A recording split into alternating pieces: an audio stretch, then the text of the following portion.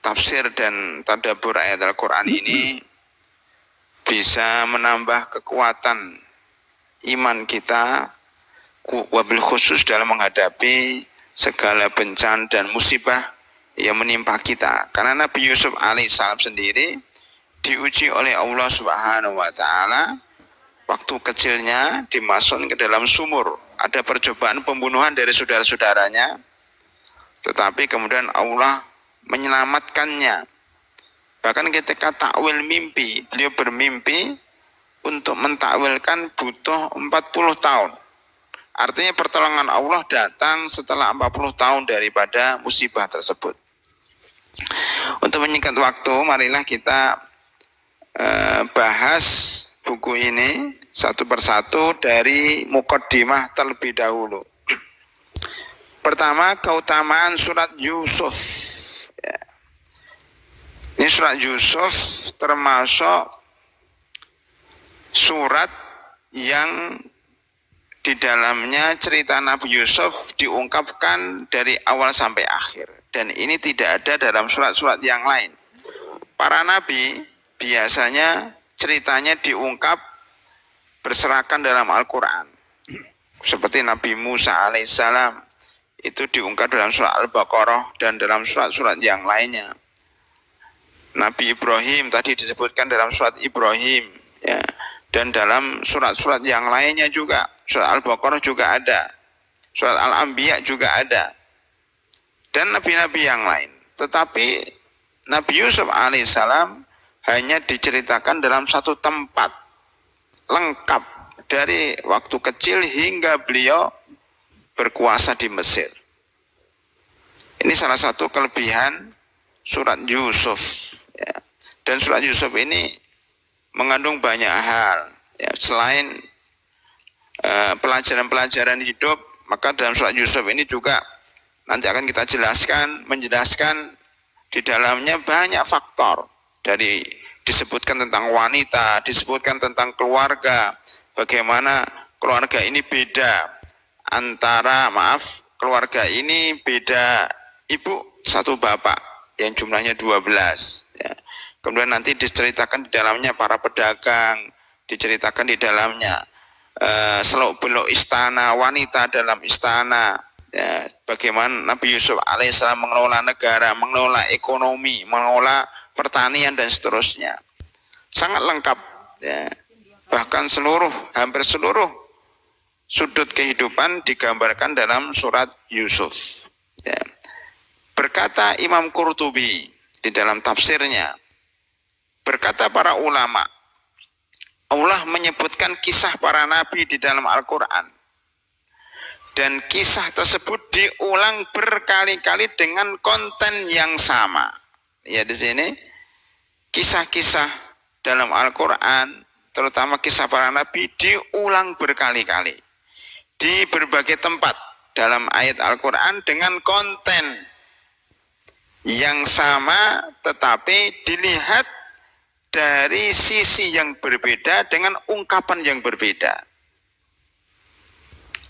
Ya. Makanya tadi dalam surat Ibrahim, wa idh qala Ibrahim rabbij'al hadzal balada amina wajnubni wa baniya an na'budal asnam. Rabbi innahunna adlalna katsiran minan nas faman tabi'ahu faman tabi'ani fa innahu minni wa man asani fa innaka ghafurur rahim. Itu cerita tentang bagaimana Nabi Ibrahim alaihissalam berdoa kepada Allah supaya kota Mekah menjadi kota yang penuh dengan berkah, tetapi syaratnya harus meninggalkan berhala, karena berhala itu menyesatkan banyak manusia. Itu dalam surat Ibrahim. Dalam surat Al-Baqarah sama, wa idh qala Ibrahim rabbij'al hadza baladan amina warzuq ahlahu minas tsamarati man amana minhum billahi wal yaumil akhir. Jadi hampir sama tapi ungkapannya berbeda, dilihat dari sisi yang berbeda. Itu maksud daripada perkataan Imam Qurtubi. Ketika menyebut kisah Nabi Yusuf, kata Imam Qurtubi, Allah tidak mengulangi kisah ini. Jadi tidak ada pengulangan dalam kisah Nabi Yusuf alaihissalam. Allah tidak mengulangi kisah tersebut di tempat lain. ada satu ayat dalam surat Ghafir surat ke-40, walaqad ja'akum yusufu min qablu bil bayyinati fama ziltum fi syakkin mimma ja'akum bih hatta idza halaka qultum lan yab'atsallahu min ba'di rasula. Itu dalam surat Ghafir hanya disebut kata Yusuf tapi tidak diceritakan. Maka kisah Nabi Yusuf ini hanya ada dalam surat Yusuf.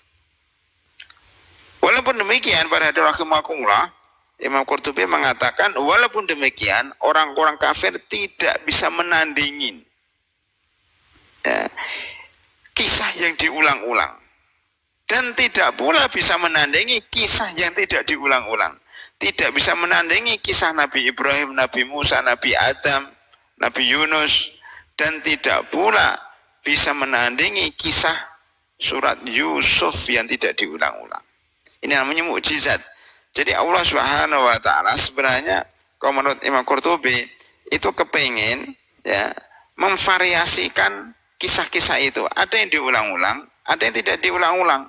Kedua-duanya tidak bisa ditandingi orang kafir. Ini menunjukkan mukjizat Al-Qur'an dalam mengungkapkan kisah-kisah. Hadirin rahimakumullah. Tentang keutamaan surat Nabi Yusuf alaihissalam itu tidak ada yang mendetail kecuali beberapa hal. Di antaranya adalah hadis Ubay bin Ka'ab radhiyallahu anhu bahwasanya Rasulullah sallallahu alaihi wasallam bersabda, ajarilah budak-budakmu surat Yusuf, pembantu-pembantumu surat Yusuf, pegawai-pegawaimu surat Yusuf. Karena siapa saja dari seorang muslim membacanya atau mengajarkan kepada keluarganya atau budaknya, maka Allah akan meringankannya ketika menghadapi sakaratul maut dan memberikan kepadanya kekuatan untuk tidak hasad kepada seorang muslim pun. Ini bunyi hadis tersebut. Tetapi menurut Ibnu Katsir, hadis di atas adalah hadis lemah, hadis dhaif. Bahkan ada beberapa riwayat yang sampai derajat mungkar. Mungkar itu lebih dhaif daripada dhaif. Oleh karena itu, hadis ini nggak boleh kita pakai. Kalau baca surat Yusuf, nanti dimudahkan dalam sakaratul maut. Ini nggak benar. Kalau baca surat Yusuf, nanti dihindarkan dari hasad. Tidak ada hadis itu. Sebagaimana orang awam mengatakan kalau membaca surat Yusuf maka mudah jodohnya. Nah, itu tidak ada semuanya. Ya.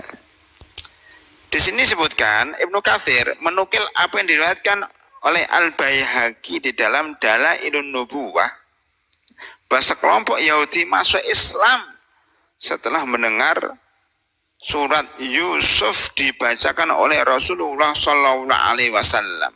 Kenapa orang Yahudi masuk Islam?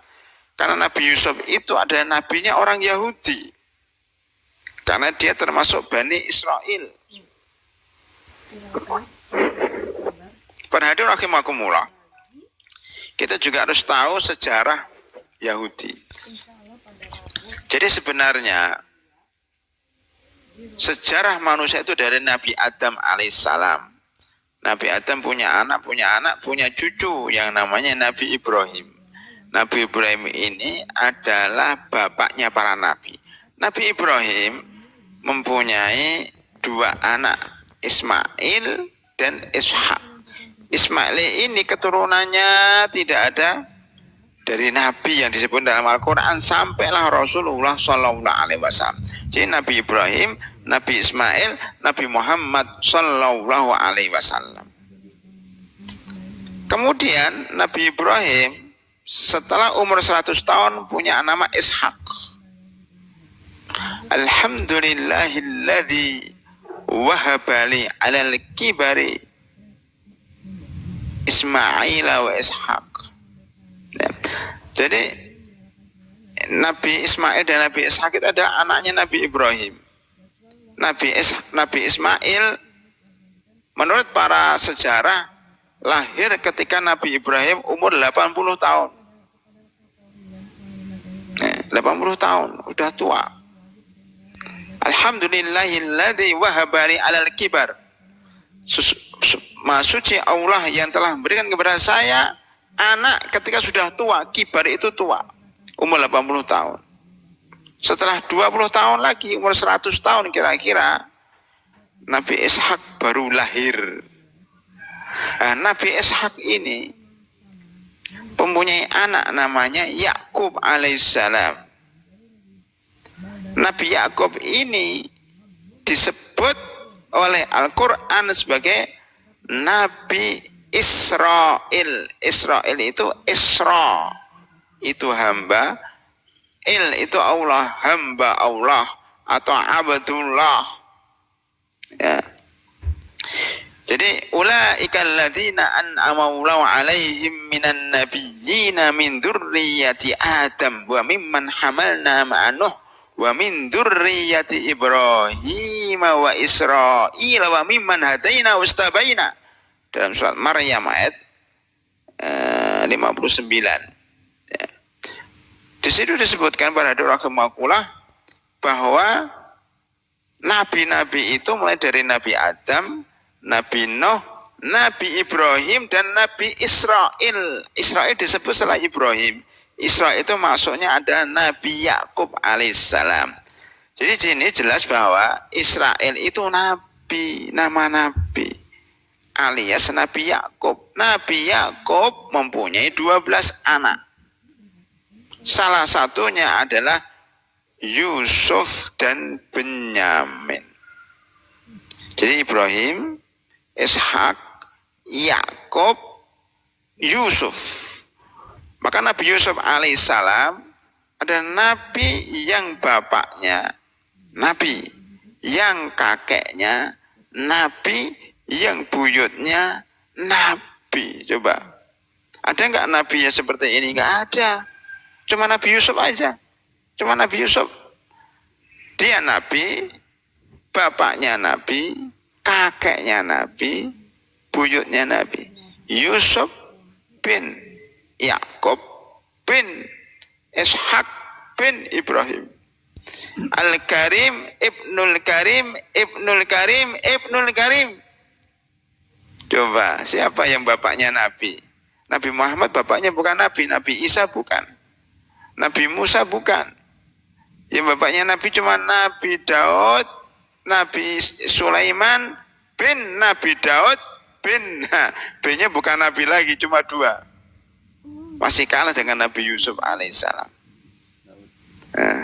Makanya di sini kenapa orang Yahudi masuk Islam gara-gara mendengar surat Yusuf, karena Yusuf ini nenek moyangnya Yahudi.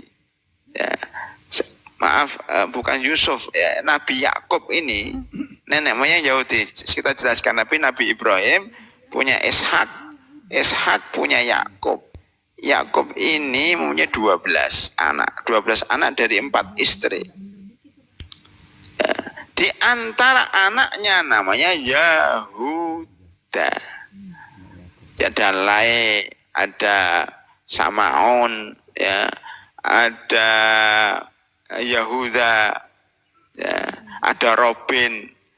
Banyak sekali, ada 12, ada Yusuf, ada Benyamin. Yusuf dan Benyamin ini dari satu ibu. Paling kecil bukan karena ibunya paling muda, ibunya ini di kitab Qasasul Anbiya, cerita para nabi, bahwa ibunya ini melahirkannya itu terlambat. Nikahnya dahulu, tapi melahirkannya terlambat. Maka Nabi Yusuf, walaupun ibunya nomor 2, ya, tapi dia lahir paling terakhir. Itu pun lahirnya susah. Apalagi Benyamin, ya, menurut sebagian ulama, ya, ibunya meninggal dunia ketika melahirkan Benyamin. Ya.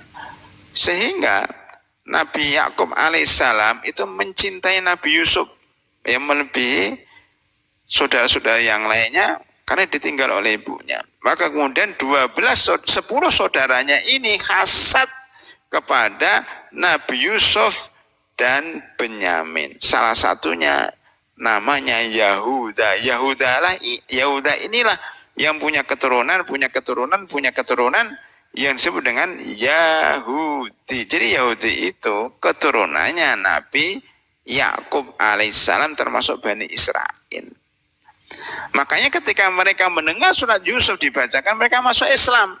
Selain itu nenek moyang mereka, sekaligus cerita itu ternyata ada dalam kitab Taurat dan kitab Injil. Maka mereka mengakui kebenaran Al-Quran dan masuk Islam. Itu ceritanya seperti itu, para hadirin rahimakumullah. Nanti akan kita bahas secara lebih detail ketika sudah masuk ayat tentang Nabi Yusuf dan saudara-saudaranya.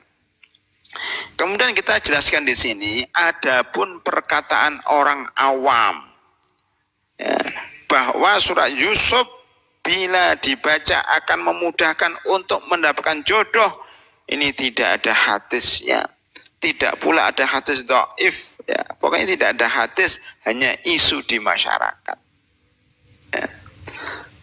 Yang kedua, sebab turunnya surat Yusuf. Ada dua pendapat. Pendapat pertama, direwetkan dari Sa'ad bin Abi Waqqas bahwa Al-Quran diturunkan kepada Rasulullah SAW dan beliau membacakan kepada mereka sudah agak lama. Jadi begini, Al-Quran itu turun kepada Nabi Muhammad SAW, kemudian berhenti barang sebentar, ada pending gitu. Lah para sahabat pada gelisah karena biasanya mereka mendapatkan wahyu. Kalau dapat wahyu mereka merasa tenang, merasa dapat ilmu baru. Tiba-tiba Al-Quran berhenti sementara. Maka mereka mengatakan, ya Rasulullah, ya ceritakan kepada kami sesuatu yang baru, udah lama ini kami nggak dapat Al-Quran. Maka turunlah surat Yusuf. Jadi ada yang mengatakan surat Yusuf ini diturunkan sebagai penghibur Nabi Muhammad SAW dan penghibur sahabat. Di sahabat itu hiburannya adalah cerita-cerita para nabi. Kalau kita kan hiburannya baca novel fiktif. Makanya dianjurkan bacalah cerita-cerita sejarah daripada cerita fiktif. Fiktif itu belum tentu terjadi. Rekayasa penulis. Walaupun mungkin ada hikmah di balik itu, tetapi jauh-jauh lebih baik kita membaca cerita nyata, cerita para nabi, minimal sejarah Rasulullah SAW, minimal sejarah para sahabat, sejarah para tabiin, sejarah para ulama, minimal lagi sejarah Indonesia, sejarah para ulama di Indonesia, sejarah masuknya Islam di Indonesia, sejarah para pemimpin-pemimpin Islam di Indonesia, sejarah kerajaan-kerajaan Indonesia yang banyak orang tidak tahu. Padahal kita hidup di Indonesia, tapi kita tidak tahu bagaimana sejarah kerajaan-kerajaan Islam di Indonesia. Nanti kalau surat Yusuf sudah selesai, surat mana menceritakan tentang kisah-kisah yang Nabi Sulaiman, Nabi Daud selesai, nanti Nabi Muhammad selesai, sahabat selesai, kita akan masuk ke sejarah perjuangan umat Islam di Indonesia. Itu juga sudah banyak bukunya. Hadirin rahimakumullah, itu yang pertama. Yang kedua, diriwayatkan dari Ibnu Abbas bahwa orang-orang Yahudi bertanya kepada Rasulullah SAW, wahai Muhammad, ceritakan kepada kami tentang Yakub dan Yusuf. Maka turunlah surat Yusuf ini.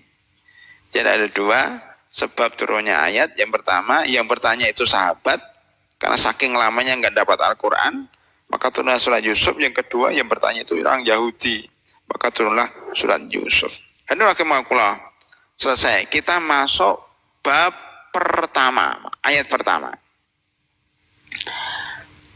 Bab pertama, Al-Quran dan bahasa Arab. Ya.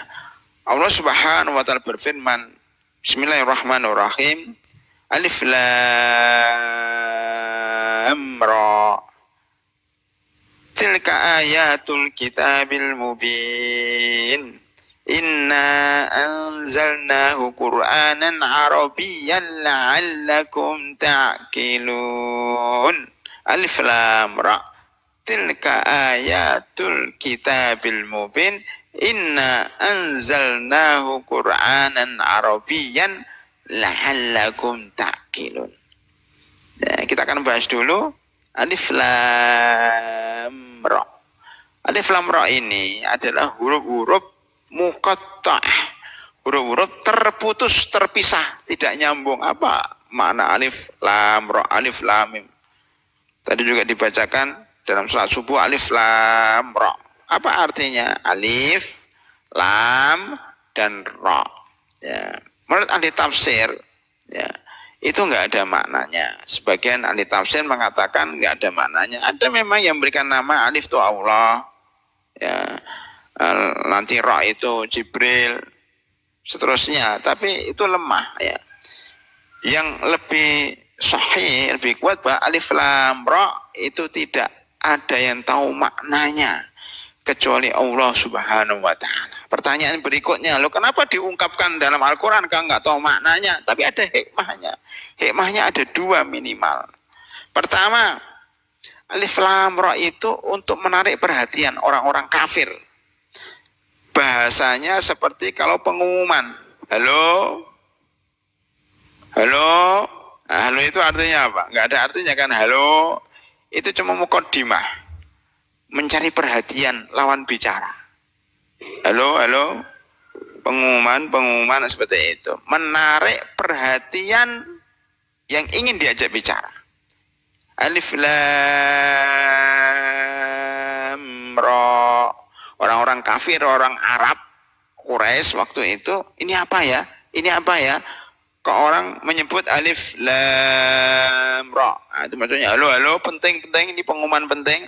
Nah, mereka kemudian mendengar apa sih yang mau disampaikan oleh Muhammad ini. Nah, maka mereka mendengar. Maka setelah itu disebut tilka ayatul kitabil mubin. Inilah ayat-ayat kitab yang jelas. Makanya biasanya setelah disebut alif lam ra, alif lam mim, shad, qaf, itu biasanya disebut tentang Al-Quran. Alif lam mim, dzalikal kitabu la raiba fihi hudal lil muttaqin. Disebutkan juga Al-Quran setelah alif lam mim. Ya.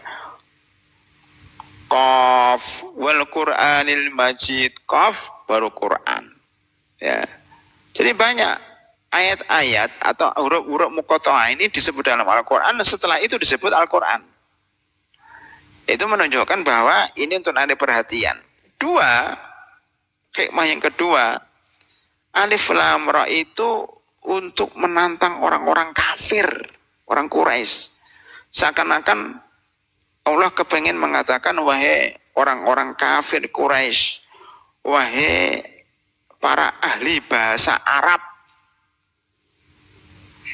ini loh Al-Quran terdiri dari huruf bahasa Arab, huruf hijaiyah.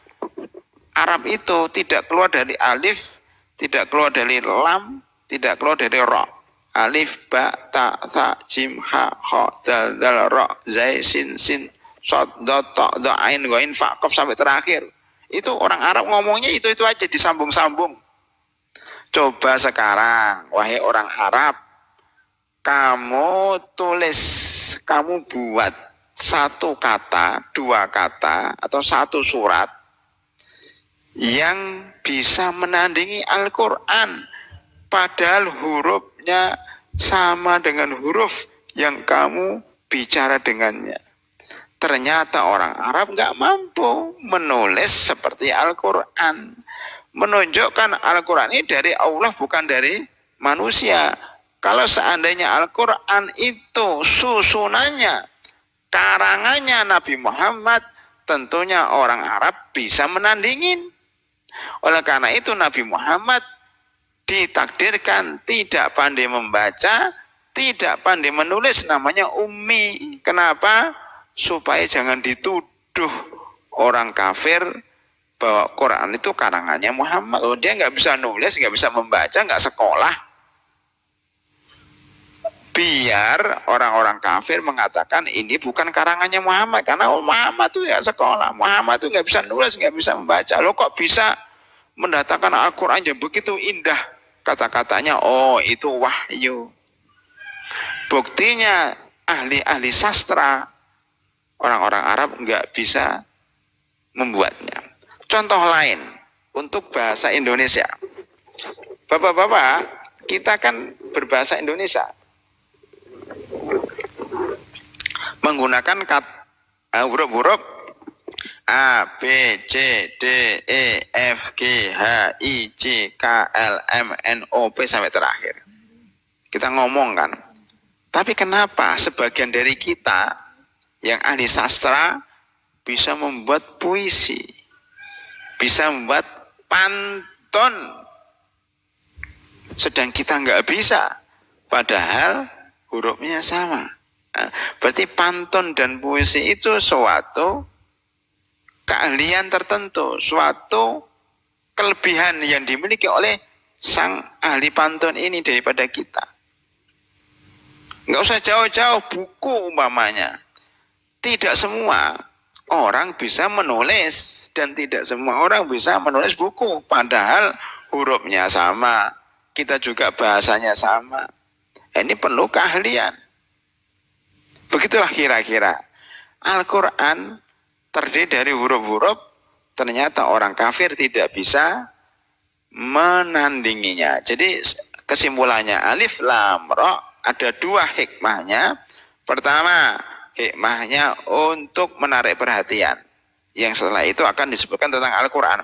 Yang kedua, hikmahnya adalah bahwa orang kafir ditantang untuk mendatangkan seperti Al-Quran. Ternyata nggak bisa, padahal hurufnya sama, alif lam ra, alif lam mim, alif lam mim shad, kemudian shad, qaf dan seterusnya. Ya. Baik, adik rahimakumullah. Ya, itu ayat pertama. Ayat kedua, tilka ayatul kitabil mubin. Ya, tilka ayatul kitabil mubin. Setelah alif lam ra, Allah menyebutkan itu adalah kitab-kitab yang jelas. Seakan-akan. Jadi sebelum saya lanjutkan, Ustadz kenapa kok nggak langsung menceritakan Yusuf, surat Yusuf itu pada ayat keempat nanti. Ya. Kenapa? Karena mukaddimah, sebelum cerita itu ada namanya mukaddimah, pengantar. Ini pengantar cerita. Sebelum cerita ada pengantarnya. Sebelum ada buku ini ada kata pengantarnya. La alif lam ra sampai inna anzalna qur'anan arabiyyan la'allakum ta'qilun. Ya, ini pengantar sebelum cerita. Kita teruskan. Ini adalah kitab-kitab yang jelas, ayat-ayat dari kitab yang jelas. Maksudnya apa? Bahwa cerita yang akan dijelaskan dalam surat Yusuf ini cerita yang jelas, cerita yang bisa dipahami orang banyak. Nanti kalau kita baca surat Yusuf, para hadirin, itu kita akan jelas sekali itu ceritanya. Diungkap dengan bahasa yang sederhana tapi mengandung makna yang dalam. Itulah cerita dalam surat Yusuf. Jelas ayatnya. Tilka ayatul kitabil mubin. Ya. Kemudian yang ketiga, ini saya singkat karena kita targetnya maksimal 6 bulan, 6 kali pertemuan. Kalau bisa 4 kali pertemuan, tapi sepertinya susah. Karena kalau kita bahas mendetail satu persatu, ini ada 17 bab. Jilid pertama ini ada 18 bab. Kalau satu bab satu pertemuan, 18 kali pertemuan 1 tahun setengah. Kelamaan. Ya. Kita singkat. Ya. Kita langsung masuk kepada ayat ketiga. Inna anzalnahu Qur'anan Arabiyyan la'allakum ta'qilun. Sesungguhnya, maaf ayat 2 ya. Ini ayat 1 tadi, alif lam mim tilka ayatul kitabil mubin ayat 1. Kemudian inna anzalnahu Qur'anan Arabiyyan la'allakum ta'qilun ayat kedua. Sesungguhnya kami menurunkan Al-Qur'an berupa bahasa Arab, atau kami menurunkannya berupa Al-Qur'an berbahasa Arab. Jadi Al-Qur'an ini ya adalah berbahasa Arab. Itu pertama. Berarti kalau kita ingin memahami Al-Quran harus tahu bahasa Arab. Minimal tahu terjemahannya. Tapi terjemahan Al-Quran itu tidak maksimal. Jadi terjemahan Al-Quran yang ada sekarang ini itu bukan terjemahan letterleks. Karena tidak boleh atau haram hukumnya menerjemahkan Al-Quran letterleks. Kalau menerjemahkan letterleks itu akan menyebabkan kesalahpahaman bagi orang awam. Maka Departemen Agama, dan kita sudah pernah rapat dengan tim dari penerjemah Al-Quran bahasa Al-Quran, itu mereka sepakat bahwa terjemahan Departemen Agama ini bukan terjemahan letterlek tapi terjemahan tafsiriyah. Maka kita lihat nanti ada buka kurungnya, ada footnote-nya, itu menunjukkan bahwa terjemahannya bukan terjemahan tapi itu tafsir. Nanti kalau kita membuka Al-Quran terjemahan itu namanya tafsir pendek, tafsir singkat. Karena kalau terjemahan per huruf itu akan parah, tidak nyambung nanti. Maka Al-Quran bisa dipahami dengan bahasa Arab. Tanpa bahasa Arab kita akan kesusahan dalam memahami Al-Quran, kesusahan dalam memahami agama Islam. Makanya dikatakan oleh para ulama, barang siapa yang belajar bahasa Arab sebenarnya dia telah belajar agama. Ya. Umpamanya disebutkan, bahkan Imam Syaukani mengatakan mengetahui bahasa Arab hukumnya wajib, tentunya sesuai dengan kemampuan masing-masing. Ini Al-Quran berbahasa Arab. Kemudian ada masalah di sini. Apakah semua lafaz dalam Al-Quran itu bahasa Arab? Ada dua pendapat. Pendapat pertama mengatakan semua lafaz, huruf, kalimat dalam Al-Quran adalah bahasa Arab. Tidak ada yang tidak bahasa Arab. Pendapat kedua mengatakan ada yang bukan bahasa Arab tapi dimasukkan dalam bahasa Arab. Contohnya apa? Musa itu bukan bahasa Arab. Bahkan ada yang mengatakan Yusuf itu bukan bahasa Arab. Tapi ketika sudah dimasukkan dalam Al-Quran menjadi bahasa Arab. Ya, di sini disebutkan beberapa contoh, namanya Al-Miskat, Sijil, Abarik, Istabrok, At-Tur. Itu bukan bahasa, tetapi kalau sudah masuk dalam Al-Quran dianggap itu bahasa Arab. Ya, begitu pendapat ulama. Intinya sama, bahwa seluruh Al-Quran ini bahasa Arab. Ada yang mengatakan memang aslinya Arab, ada yang mengatakan aslinya bukan Arab, tapi dimasukkan ke dalam Al-Quran menjadi Arab. Ya. Kayak kita ini loh Pak, kalau contohnya gini, bahasa Indonesia. Bahasa Indonesia itu ada yang bahasa Indonesia asli, ada yang bahasa Indonesia yang dulunya adalah bukan bahasa Indonesia. Kayak masjid, ini bahasa Arab, dimasukkan ke dalam bahasa Indonesia jadi masjid.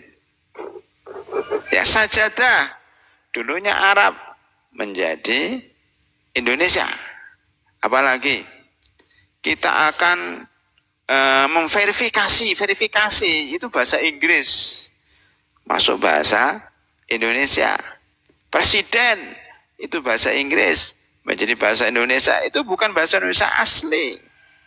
Ya, kemudian dimasukkan dalam bahasa Indonesia. Begitulah kira-kira. Jadi bahasa Arab, Al-Quran itu bahasa Arab jelas. Tetapi ada yang mengatakan semuanya dari bahasa Arab asli, ada yang mengatakan sebagian kalimatnya tapi sedikit, ya itu dari bahasa luar kemudian dimasukkan ke dalam bahasa Arab sehingga menjadi bahasa Arab. Ya, itu lagi makula. Ya. Jadi kemudian kita masuk kepada apa hukum mempelajari bahasa Arab. Terus kita sudah jawab tadi bahwa mempelajari bahasa Arab itu hukumnya wajib, minimal tahu makna Al-Fatihah, minimal tahu makna doa-doa dalam sholat, doa sujud, doa ruko, doa sujud, doa duduk, doa tasyahud. Karena kalau kita nggak tahu maknanya sama sekali, berarti sholat kita nggak sempurna. Segala sesuatu yang tidak sempurna kecuali dengannya, maka sesuatu itu wajib dikerjakan. Ada rahimakumullah, ya. Kalau nggak salah Umar bin Khattab mengatakan ta'allamu al-arabiyyah fa innaha juz'un min dinikum. Belajarlah bahasa Arab karena bahasa Arab itu adalah bagian daripada agama kalian. Makanya kalau di sini kemudian dibandingkan penting mana antara belajar bahasa Arab dengan bahasa Inggris. Semuanya penting, ini bahasa internasional, tetapi belajar bahasa Arab jauh lebih penting daripada belajar bahasa Inggris. Orang tidak belajar bahasa Inggris tidak masalah. Tetapi kalau orang tidak belajar bahasa Arab, pandai bahasa Inggris, pasti masalah dalam beragama. Dia akan kedodoran, dia akan kewalahan untuk memahami makna-makna Al-Quran. Kita akan kewalahan dalam memahami bacaan-bacaan dalam sholat, dalam doa-doa yang lain. Pokoknya banyak hal yang dia tidak paham dan akan ketinggalan. Makanya perhatikan pertama kali adalah bahasa Arab. Maka termasuk kita membaca Al-Quran, membaca bahasa Arab. Belum cara bacanya, tajwidnya, makhrajnya, apalagi maknanya. Maka kita semuanya dituntut untuk belajar bahasa Arab semampunya, minimal bahasa Al-Quran. Yang terakhir, ayat 2, la'allakum ta'qilun, supaya kalian itu berpikir. Ternyata dari ayat ini disimpulkan, kalau kita banyak membaca Al-Quran, otak kita akan cerdas. Bahkan kalau kita sering mempelajari bahasa Arab, bahkan ngomong bahasa Arab, maka lama-lama lisan kita akan mudah dalam membaca Al-Quran, bahkan otak kita akan dicerdaskan oleh Allah Subhanahu wa Ta'ala. Artinya, barang siapa yang berinteraksi dengan Al-Quran dan sering baca Al-Quran, otaknya akan dicerdaskan oleh Allah Subhanahu wa Ta'ala.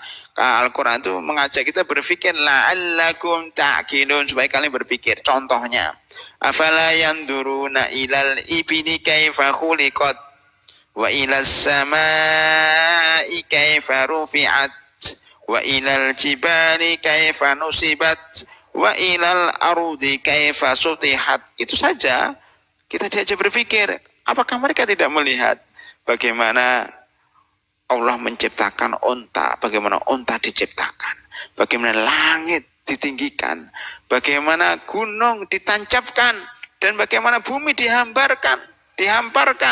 Itu sudah berpikir. Oh, berarti ada ilmu geologi, ilmu biologi, ya, ilmu astronomi, ilmu tentang gunung. Masya Allah, berarti mengajak kita pintar.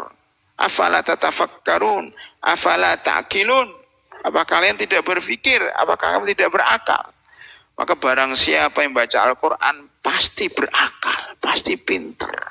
Tidak ada orang baca Al-Quran bodoh, itu enggak ada. Ya, apalagi baca tafsirnya pasti pintar. Kan dalam Al-Quran ini banyak sekali ilmu pengetahuan. Al-Quran itu isinya tentang sejarah, tentang petunjuk, tentang sejarah, tentang hal yang gaib, masa lalu dan masa mendatang. Jadi kita tahu kisah Nabi Yusuf dari mana? Dari Al-Quran, padahal itu sudah beribu-ribu tahun yang lalu.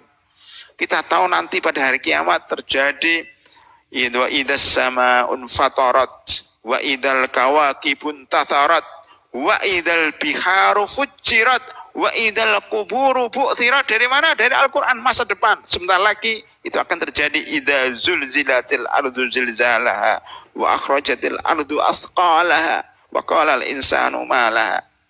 Ya. Kemudian idas samsu kuwirat wa idan nujumun kadarat, ya, wa idal jibalu suyirat. Itu semuanya kan masa mendatang. Jadi dengan baca Al-Quran kita tahu ilmu masa lalu, kita tahu ilmu sekarang dan ilmu yang akan mendatang. Oh, pintar jadinya. La'allakum ta'qilun, la'allakum ta'qilun. Selesai. Itu untuk ayat 2. Kita masuk bab 2. Saya percepat. Nanti boleh bertanya. Kalau nggak bertanya, saya tanya. Supaya buku yang 5 ini bisa dibagi dan bisa dibaca, serta nanti bisa dibawa setiap bulannya ke masjid. Ya. Bab 2. Nahnu nakussu 'alaika ahsanal qasas. Ya, nahnu nakussu 'alaika ahsanal qasasi bima auhayna ilaika hadzal Qur'an wa in kunta min qablihi laminal ghafilin. Kami menceritakan kepadamu Muhammad kisah yang paling baik dengan mewahyukan Al-Quran ini kepadamu, dan sesungguhnya engkau sebelum itu termasuk orang yang tidak mengetahuinya. Ayat ini, ayat 3 para hadirin mengandung beberapa pelajaran. Di antaranya pelajaran pertama, makna kisah. Loh, kayak ini Pak, kisah itu kan bahasa Indonesia, tetapi kisah ini serapan dari bahasa Arab, kisah. Wakaf dari wakaf, kan gitu. Nah, kisah itu ternyata beda dengan cerita Pak. Kisah itu ya, adalah diterjemahkan cerita yang disampaikan berulang-ulang dan berturut-turut. Nah, maka dikatakan kisah itu mengikuti. Kalau bahasa trennya sekarang, kisah itu kayak sinetron. Ya, selesai, ada sambungannya, ada sambungannya, ada sambungannya. Kisah yang diikutkan satu dengan yang lainnya. Kalau di sini saya sampaikan perkataan yang berurutan dan bersambung. Perkataan yang berurutan dan bersambung namanya kisah. Dari mana taunya? Kita lihat dari 2 ayat minimal. Pertama, surat Al-Qasas ayat 11. Al-Qasas, kisah Al-Qasas, surat ke-28. Surat cerita-cerita. Kita lihat cerita Nabi Musa. Ya, Nabi Musa ini punya saudara perempuan belum menikah. Sebagian ulama mengatakan perempuan-perempuan solehah yang diceritakan dalam Al-Quran dan nggak punya suami itu akan dinikahkan dengan Nabi Muhammad SAW di surga. Itu kata sebagian ulama.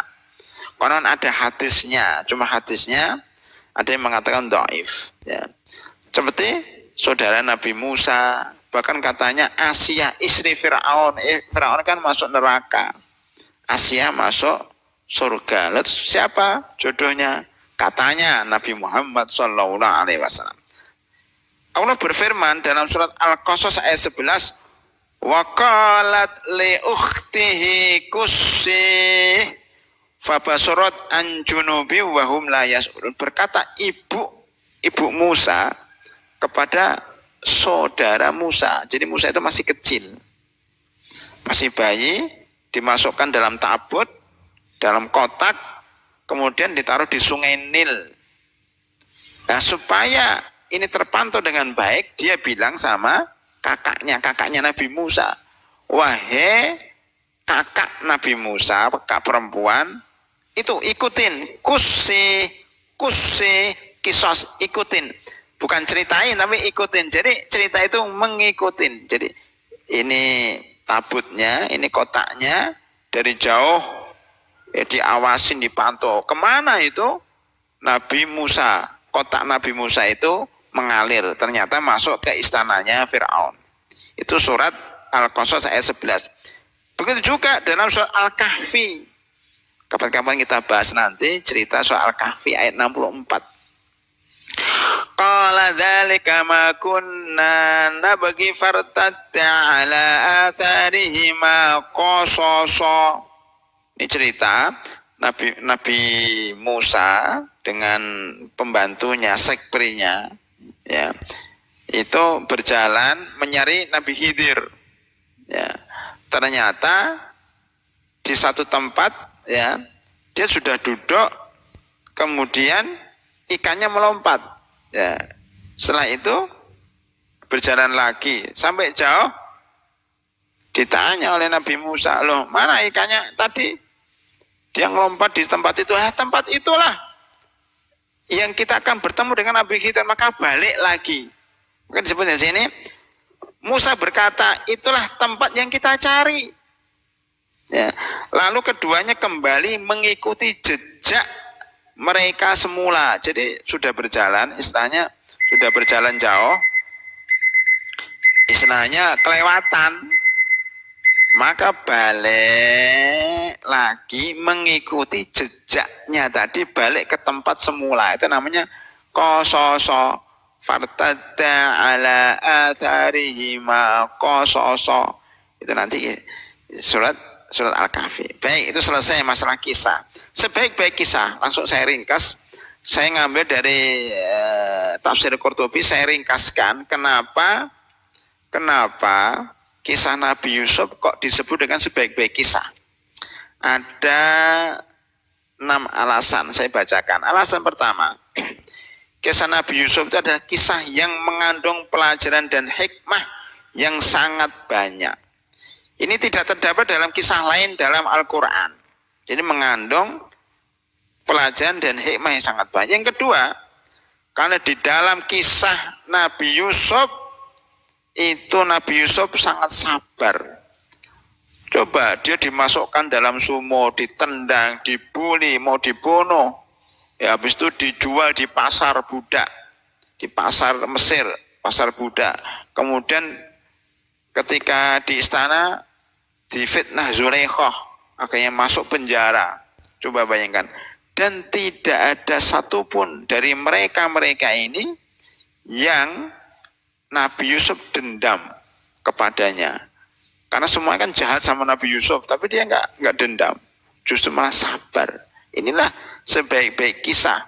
Padahal beliau ketika jadi pemimpin Mesir bisa aja menjebloskan penjara Zulaikha, jebloskan penjara bisa karena dia fitnah, atau dia memenjarakan 10 saudara-saudaranya bisa aja, tapi beliau tidak mau. Ini namanya sebaik-baik kisah. Yang ketiga, karena di dalam kisah Nabi Yusuf disebutkan tentang para nabi, malaikat, setan, jin, manusia, binatang ternak, burung, ya. Kemudian perilaku para budak, para pedagang, para ulama, orang awam, laki-laki, semuanya tipu daya.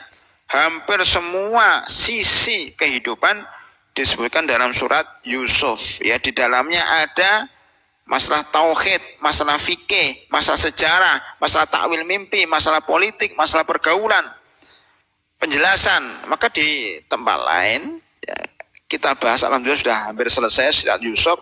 Kita beri judul Panduan Politik Islam. Jadi politik Islam itu bisa kita ambil dari kisah Nabi Yusuf alaihissalam. Ya, tentang politik, ya, belum ekonomi, belum yang lainnya. Yang keempat, kisah Yusuf disebut sebaik-baik kisah karena hubungan antara dua orang yang saling mencintai, Nabi Yakub dengan Nabi Yusuf. Bahkan ada yang mengatakan Nabi Yusuf dengan Zulaikha dan seterusnya. Jadi kisah tentang cinta. Kemudian kelima, ada yang mengatakan bahwa yang dimaksud sebaik-baik kisah maksudnya kisah yang paling mengagumkan. Yang keenam, disebut sebaik-baik kisah karena semua yang disebut di dalam surat Yusuf itu berakhir dengan happy ending. Jadi tidak dikatakan sebaik-baik kisah kecuali kalau kisah itu diakhiri dengan happy ending, semuanya bahagia.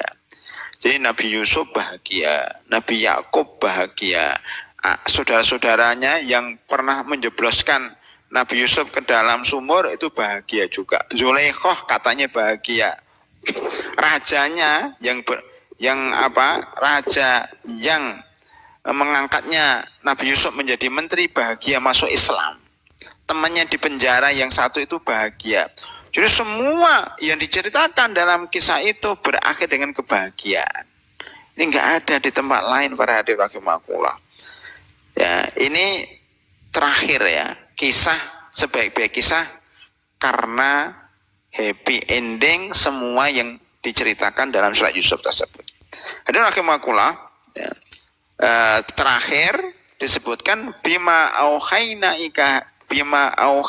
ilaika hadal Quran wa in kunta min qabli laminal ghafin. Kisah ini disebut dalam Al-Quran, wahai Muhammad, sebelum kamu membaca surat Yusuf ini, kamu termasuk orang-orang yang lengah, orang-orang yang tidak tahu kisahnya. Bukan berarti Nabi Muhammad sesat. Dalam surat Duha, wa wajadaka dhallam fahada, ditafsirkan apa itu? Wahai Muhammad, sesungguhnya Allah mendapatkan kamu dulu sesat, kemudian dapat hidayah. Maksudnya bukan sesat kafir, tapi maksudnya Nabi Muhammad sebelum dapat wahyu, dia termasuk orang yang nggak tahu wahyu, nggak tahu Al-Quran. Ma tadrimal kitab walil iman, tidak tahu iman, tidak tahu kitab. Tetapi walaupun begitu, Nabi Muhammad waktu kecil sudah dibersihkan, hatinya sudah dibersihkan, dia tidak menyembah berhala. Tapi maksudnya bahwa Nabi Muhammad, begitu juga di sini, wahai Muhammad, sebelum kamu membaca surat Yusuf, Anda termasuk orang yang tidak paham siapa itu Yusuf. Anda tidak tahu tentang seluk-beluk kisah ini. Nah, dengan adanya Al-Quran, engkau tahu. Makanya kita juga begitu, Pak. Kita ini sebelum belajar tafsir surat Yusuf, kita nggak tahu. Maka Alhamdulillah, dengan adanya tafsir surat Yusuf, kita tahu banyak hal tentang Al-Quran. Ya. Wa in kunta min qabli laminal ghafil. Oleh karena itu, kalau kita kepengen bahagia, kemudian dapat hidayah, hendaknya kita membaca Al-Quran, termasuk di dalamnya surat Yusuf. Saya kira sampai di sini bab 2 selesai. Nanti kita lanjutkan bab ketiga, namanya mimpi para nabi. Kita sudah mau bahas tentang mimpi. Ya, kemudian nanti insya Allah sampai ayat 22. Ini periode pertama dalam kehidupan Nabi Yusuf alaihissalam. Ya, sudah suruk, ya, tetapi belum sholat, belum boleh sholat sampai mungkin jam 6 lebih 5 menit. Ya, masih ada 10 menit. Silahkan bertanya atau ditanya, gitu, supaya ada 5 buku yang disediakan, bisa dibagi.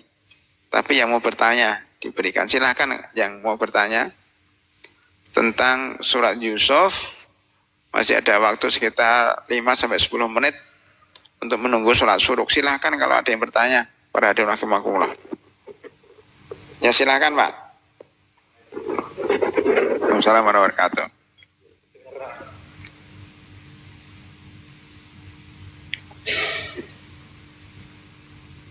Assalamualaikum warahmatullahi wabarakatuh. Waalaikumsalam warahmatullahi wabarakatuh. Untuk waktu kejadian Nabi Yakub ditinggal Nabi Yusuf, ketika Nabi Yusuf dimasukkan ke dalam sumur, itu posisi Nabi Yakub kalau nggak salah sampai matanya sakit atau tidak bisa melihat itu, Ustaz. Nah, itu bagian karena beliau tidak ridho atau sedih atau seperti apa? Karena kan kalau misalnya tidak ridho itu, apa mungkin seorang Nabi tidak ridho atau ada kemungkinan yang lain? Itu aja, Ustaz. Assalamualaikum warahmatullahi wabarakatuh. Baik, yang saya pahami, beliau bertanya, ketika Nabi Yusuf dimasukkan dalam sumur, itu Nabi Yakub matanya buta. Karena sedih atau karena apa? Iya, disebutkan nanti, tapi belum masuk dalam pembahasan kita. Itu di ayat-ayat agak pertengahan ya. Ini kan fase pertama sampai Nabi Yusuf masuk istana. Lawab yaddot ainahu minal husni fahuwa kadhim. Itu di ayat agak terakhir. Ketika Nabi Yusuf nggak ketemu berkali-kali, nyari berkali-kali nggak ketemu, sedihlah Nabi Yakub alaihissalam. Wabil khusus ketika Nabi Benyamin itu ikut, itu Nabi Yusuf sudah jadi menteri, sudah jadi pemimpin di Mesir, tapi Nabi Yakubnya nggak tahu. Nah, Benyaminnya diajak ke istana dan diambil Nabi Yusuf, tambah sedih Nabi Yakub. Jadi sudah kehilangan kehilangan Nabi Yusuf, kehilangan Benyamin, 2 anaknya hilang semuanya. Dari situlah beliau teringat dengan, padahal Nabi Yusuf sudah lama itu kejadian, sudah 30-an tahun yang lalu. Akhirnya sedih lagi mengingat Nabi Yusuf. Wa biyaddat ainahu minal husni fahuwa kadim, maka matanya menjadi putih. Ya. Banyak ulama menafsirkan buta, karena sedih. Ya, kalau taulahi tafta'u tadkuru Yusuf hatta takuna kharadan au takuna minal halikin. Anak-anaknya mengatakan, wahai Yakub, wahai bapakku, bapak kami, engkau selalu mengingat-ingat Yusuf terus. Makanya sedih. Sedih itu bisa menghancurkan. Ini kami tulis, mungkin belum sampai tulis, tapi saya pernah nulis buku namanya Mukjizat Al-Quran dalam Kesehatan. Ya, kapan-kapan dengan kita bahas di sini ya. Itu salah satunya judul dalam buku itu saya beri judul apa? Kesedihan yang menghancurkan. Jadi sedih itu bisa menghancurkan tubuh kita. Bapak pernah lihat istri, anak, tetangga yang sedih-sedihnya berlebihan, itu bisa sesak nafas, dadanya bergetar-getar, jantungan. Makanya ada ibu-ibu yang anaknya kena banjir, kena gempa, terseret arus sungai, itu stres, kaget. Anaknya yang masih kecil SD meninggal dunia. Dia nggak kuat nahan kesedihan, akhirnya stres. Wah, akhirnya pingsan, bahkan ada yang meninggal dunia gara-gara sedih ditinggal anak, atau tinggal istri, atau ditinggal orang tua. Begitulah Nabi Yakub alaihissalam, sedih, bukan dadanya yang sakit, tapi matanya menjadi sakit saking banyaknya menangis, keluar terus air matanya, lama-lama buta, Pak. Pertanyaan Bapak itu, loh Nabi kok sedih? Maka dijawab, nanti kita bahas khusus Pak ya. Innama asku bathi wa huzni ilallah. Sesungguhnya saya ini sedih dan curhatnya kepada Allah, bukan kepada kalian. Kepada manusia, itu curhatnya kepada Allah. Itu yang membedakan antara Nabi dengan kita. Kalau kita kan sedih, curhatnya sama orang. Kalau Nabi Yakub sedih, curhatnya sama Allah Subhanahu wa ta'ala. Dan akhirnya sembuh, Pak. Ketika Nabi Yusuf alaihissalam ketemu dengan saudaranya, nih tolong bawakan bajuku. Jadi bajunya dibuka, bawa, sampaikan kepada bapakku, taruh di matanya, di mukanya. Nah, ini mujizat, Pak. Coba keringat ini kan, baju kan berkeringat ya. Keringatnya itu dibawa oleh Nabi Yakub alaihissalam. Jadi jawaban, wah ini ada bau apa? Bau bajunya Nabi Yusuf, sudah gembira itu. Nabi Yakub sudah mau sembuh karena saking gembiranya. Kemudian dicium, ya, ditaruh di matanya, sembuh. Subhanallah. Kemudian saya dapat informasi dari WA di grup Komisi Fatwa tentang masalah COVID-19. Ya, ada yang mengatakan beberapa teman saya, kata orang yang ngirim itu kena COVID-19, dan ketika mendengar berita bahwa penyakit ini tidak berbahaya, ya, mereka gembira. Gembiranya ini menyebabkan dia sembuh. Jadi kegembiraan itu, optimisme itu, semangat itu membuat sembuhnya suatu penyakit. Sebaliknya kesedihan itu membuat datangnya penyakit. Maka jangan sedih, la tahzan, innallaha ma'ana wala tahinu wala tahzanu wa antumul a'laun. Jangan sedih, ada buku kan, jangan bersedih, itu penting, baca itu buku, la tahzan, jangan bersedih. Saya kira itu Pak ya jawabannya, bahwa Nabi Yakub memang sedih, tapi sedihnya kepada Allah bukan kepada manusia, dan akhirnya disembuhkan oleh Allah Subhanahu wa ta'ala. Ya, terima kasih, nanti dapat hadiah satu buku ya insya Allah. Silakan yang lain. Ya, silakan Pak. Assalamualaikum Ustaz. Assalamualaikum warahmatullahi wabarakatuh. Ustaz, ini ada pertanyaan dari live chat dari Bapak Dedi Kurniawan. Beliau menanyakan, Nabi itu kan jumlahnya banyak Ustaz, tapi kenapa hanya 25 aja yang wajib kita imani?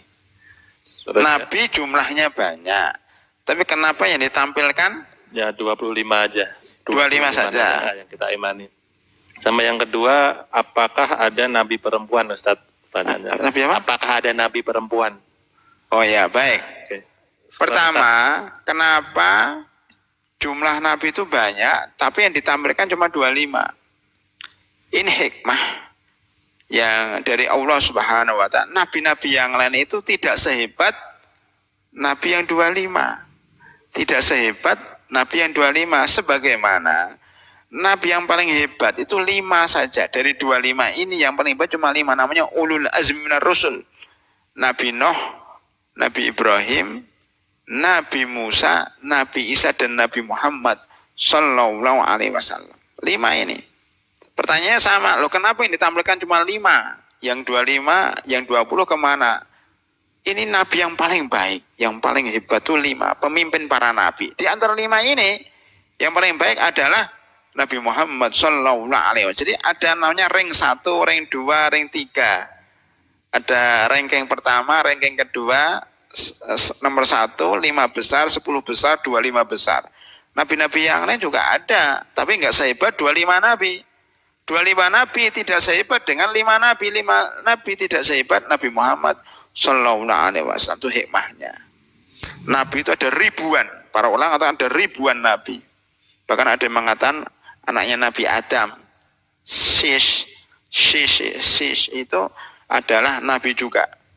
Pertanyaan kedua, apakah ada nabi dari perempuan? Tidak ada. Surat Al-Anbiya ayat 7, wa ma arsalna qablaka illa rijalan nuhi ilaih. Tidak, kamilah tidak mengutus ya sebelummu sebagai rasul kecuali laki-laki. Nanti dalam ilmu psikologi disebutkan, kita juga melihat masing-masing. Enggak mungkin seorang wanita jadi nabi. Dan tidak mungkin, tidak boleh wanita jadi pemimpin keluarga. Bapak-bapak yang punya istri tahu sendiri bagaimana perempuan itu. Lemah. Walaupun dia pintar, lemah jiwanya. Sering baperan, ya, sering emosional. Jadi emosionalnya itu lebih dominan dibanding dengan akal sehatnya. Tidak kuat menghadapi problematika. Pikirannya pendek, tidak jauh seperti laki-laki. Bagaimana perempuan jadi nabi? Nggak mungkin. Nabi itu kan pemimpin umat, harus kuat, tahan banting. Ya kayak Nabi Yusuf, kalau dia perempuan udah nangis-nangis itu. Nabi Yusuf tegar. Kayak Nabi Muhammad kalau perempuan sudah dia putus asa. Nabi Musa, Nabi Isa itu tantangannya kuat, harus laki-laki. Nggak mungkin perempuan. Hanya saja di sana ada namanya wali. Wali itu kekasih Allah perempuan. Seperti siapa? Maryam. Itu wali Allah, tapi bukan nabi. Kemudian Asiyah, itu wali Allah. Khadijah. Ada 4 wanita pemimpin dunia. Pertama, Asiyah, istri Fir'aun. 2, siapa tadi? Maryam binti Imran. Ketiga, Khadijah binti Khuwailid. Ketiga, Fatimah binti Muhammad Sallallahu Alaihi Wasallam. Itu pemimpin wanita di dunia, tapi bukan nabi. Tingkatnya hanya wali. Wali itu di bawah nabi. Wallahu a'lam bishawab. Nanti dapat buku, insya Allah. Masih ada 3 lagi ini, dituntaskan aja. Ya silakan. 1, 2 ya. Silakan, Pak. Langsung aja nggak apa-apa. Assalamualaikum warahmatullahi wabarakatuh. Dalam kisah Nabi Yusuf, apakah? Ya nggak apa-apa. Nabi Yusuf apakah Nabi Yusuf menikahin Siti Zulaiha? Kemudian bagaimana kita meyakini kisah-kisah daripada, karena kisah-kisah tersebut adalah tadi urut-urutan ya, tapi enggak tertulis. Apakah bagaimana kita mempercayai kisah-kisah tersebut? Kemudian apakah pada saat Nabi Yusuf itu raja, kalau nggak salah Raja Aziz ya, itu sudah bertauhid atau belum gitu Pak? Karena dalam kisah Kalau nggak salah tangkap, raja tersebut adalah raja yang bijaksana. Terima kasih. Baik. Pertama, para hadirin rahimakumullah, kisah dalam Al-Quran itu apa adanya. Kalau kepingin detail, itu membaca tafsir, membaca keterangan para ulama, nanti akan ada detailnya. Seperti tadi ditanyakan, Nabi Yusuf apakah menikah dengan Zulaikha? Para ulama berbeda pendapat. Ada yang mengatakan itu tidak ada ceritanya, tapi sebagian ulama mengatakan akhirnya menikah dengan Zulaikha. Ya. Tapi bukan satu-satunya istri, dia istri keberapa begitu. Ya, ditemukan. Zulaikha itu taubat kepada Allah, dimudahkan wajahnya ditampakkan jadi muda, kemudian dinikahkan dengan Nabi Yusuf alaihissalam. Ya, tapi kayak gini ini perbedaan pendapat. Dan namanya sendiri nggak ada, Zulaikha itu nggak ada dalam Al-Quran, Pak. Itu nama yang disebut oleh para ulama. Ya, dalam sejarah. Berarti kisah dalam Al-Quran harus dikuatkan dengan sejarah. Al-Quran pasti benar, tapi penulisan sejarah bisa salah. Maka terjadi perbedaan pendapat. Tadi ditanyakan apakah raja sudah bertauhid? Ya, menurut para ulama menyebutkan Nabi Yusuf itu ketika jadi raja. Jadi gini, Nabi Yusuf itu menteri ya, bukan raja. Bisa dikatakan sekarang perdana menteri. Raja Mesir ini raja, kayak di Inggris raja, tapi yang menjalankan pemerintahan perdana menteri. Di Malaysia raja, nggak berkutik, yang berkutik adalah perdana menteri. Raja hanya menyerahkan urusannya perdana menteri. Itu Pak. Ini sistem apa ya? Perdana menteri ya, bukan presidensil kayak di Indonesia. Ya, makanya di sini raja itu menyerahkan kekuasaannya kepada Nabi Yusuf. Maka Nabi Yusuf yang berkuasa sesungguhnya di Mesir. Disebut dengan Al-Aziz, yang di Pertuan Agung. Itu sudah bertauhid dan rajanya didakwain masuk Islam dan seluruh istana masuk Islam, seluruh rakyat masuk Islam. Ini salah satu cara berdakwah lewat kekuasaan kayak Nabi Yusuf. Masuk Islam semuanya, Pak. Dengan kekuasaan itu. Nah, itu cerita dari para ulama. Jadi masuk Islam. Raja Mesir di sini berbeda dengan Raja Fir'aun yang pada zaman Nabi Musa. Jadi Nabi Yusuf itu senior, Pak ya. Senior, nanti turunnya itu Nabi Daud, Nabi Sulaiman, Nabi Musa itu bawahnya. Nah, nanti pada zaman Fir'aun itu keturunan daripada ya bukan keturunan raja ini, tapi dia masih di Mesir, beda apa rezim atau beda waktu. Udah berpuluh-puluh tahun, beratus-ratus tahun setelah itu. Kayak kita dulu ada kerajaan Mataram, ya berubah sekarang jadi presiden. Ya, dulu Mataram Islam, ya Pak Bri kerajaan yang ada di Demak, udah beratus-ratus tahun berubah jadi republik, tidak berdasarkan Islam lagi ya. Kayak gitu itu kira-kira ya. Pada zaman Nabi Yusuf itu kayak kerajaan Demak, kerajaan Pajang, kerajaan Mataram, ya berubah jadi kayak Fir'aun. Ya begitulah, ya kira-kira begitu. Itu nanti kita bahas insya Allah satu persatu. Silahkan Pak Bambang. Ada buku ya. Assalamualaikum warahmatullahi wabarakatuh.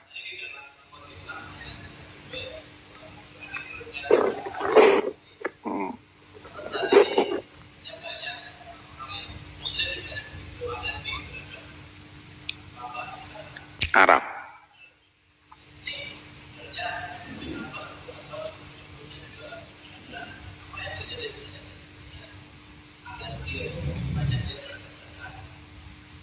Baik, orang tidak suka bahasa Arab ada dua kemungkinan. Satu karena susah, nggak mau belajar karena susah, nggak bisa paham-paham.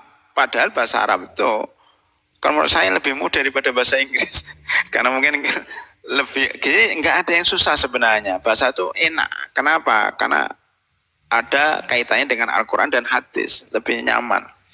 Kedua, dia benci. Kalau dia tidak suka bahasa Arab karena susah, ini masih wajar lah. Segala sesuatu yang susah itu karena ini dibenci. Tetapi kalau alergi karena benci, ini yang bahaya. Masuk kategori munafik dan bisa mengeluarkan seorang dari Islam, ya, tapi belum lah, hampir. Kenapa? Kalau benci bahasa Arab pasti benci Al-Quran, pasti benci hadis. Makanya kita kalau benci bahasa Arab harus dirubah, Pak. Saya harus suka bahasa Arab, harus suka, karena Al-Quran bahasa Arab. Jangan seperti Turki dulu merubah adzan pakai bahasa Turki, nanti Al-Quran pakai bahasa Indonesia, atau adzan bahaya itu. Harus kembali kepada bahasa Arab dan harus cinta. Harus cinta, Pak. Jangan sampai kita ini benci bahasa Arab, kecuali kalau dia belum bisa, ya jangan benci. Saya belum bisa, sudah berusaha, tapi belum bisa. Tapi kalau nanti ada fenomena banyak yang benci bahasa Arab, berarti itu tanda-tanda dia munafik. Ya. Lebih cinta bahasa Inggris daripada bahasa Arab. Termasuk membenci orang Arab, itu cirinya munafik. Gimana kita benci orang Arab? Maksudnya Arab bukan arti dalam arti suku ya. Arab dalam arti itu keluarganya Nabi Muhammad SAW.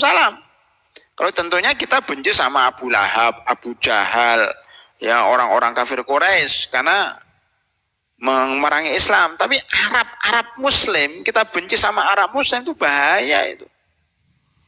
Arab Muslim itu kan pengikutnya Nabi Muhammad, bahkan mungkin saudaranya Nabi Muhammad. Ya, itu kan orang Arab di Mekah. Kalau sudah benci sama Arab dan orang Arab, bahasa Arab, kita benci sama Mekah dan Madinah. Wah, apalagi. Makanya ada yang mengatakan, ngapain ke Mekah Madinah? Mendingan ke Thailand katanya. Ada yang kayak gitu. Ini bahaya sekali, bisa murtad itu. Nah itu, jadi urutannya Pak, bahasa Arab, ya kan, Al-Quran, hadis orang Arab, Nabi Muhammad, Mekah, Madinah. Itu saat menyatu, Pak. Ada yang benci sama orang Arab, tapi dia umroh dan haji, bahkan dia punya travel, tapi benci sama orang terbalik-balik. Dia benci sama orang Arab, tapi belajar kitab kuning, ya terbalik. Nggak mungkin Pak, orang Islam itu benci sama bahasa Arab. Nggak mungkin benci sama orang Arab, nggak mungkin benci sama Al-Quran dan Sunnah, nggak mungkin itu. Berarti itu keislamannya harus ditanyakan. Mungkin iya, kita benci sama sebagian akhlak orang Arab, ya. Tapi jangan dipukul rata. Ya, jangan dipukul rata. Pada aslinya orang Arab itu baik, kecuali yang tidak baik kan gitu. Ya, tinggal satu lagi Pak, sekalian aja. Ya udah, setiap pertemuan nanti 5-5. Silakan Pak.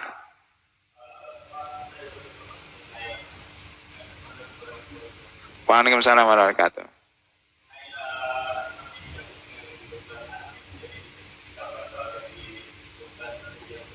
Ya.